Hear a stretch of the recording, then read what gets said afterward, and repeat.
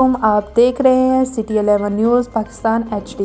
खबर शामिल करते हैं सतियाना बंगला से। हमारे डिवीजनल ब्यूरो चीफ तहसीन हैदर रशीद की रिपोर्ट के मुताबिक MPA PP 102 चौधरी आदल परवेज़ गुज्जर की चक नंबर 35 काबे में पुख्ता सड़क और सोलंग के लिए 1 करोड़ 10 लाख रुपए की लागत ग्रांट का इफ्तिताह कर दिया। इस मौके पर उम्मीदवार बराए MPA 105 चौधरी सनाउल्लाह गोरसी, चौधरी अल्ताफ़ हुसैन, मोहम्मद अलीम गुज्जर और अहले इलाका की कसीर तादाद ने शिरकत की।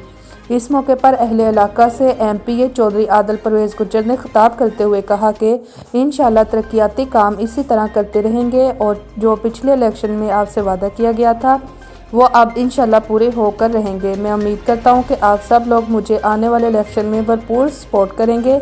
इंशाअल्लाह मौका मिला तो सतियाना बंगला को तहसील बना दूंगा, ये मेरा आप सब दोस्तों से वादा है। मज़ीद खबरों के लिए देखते रहें सिटी 11 न्यूज़ पाकिस्तान HD।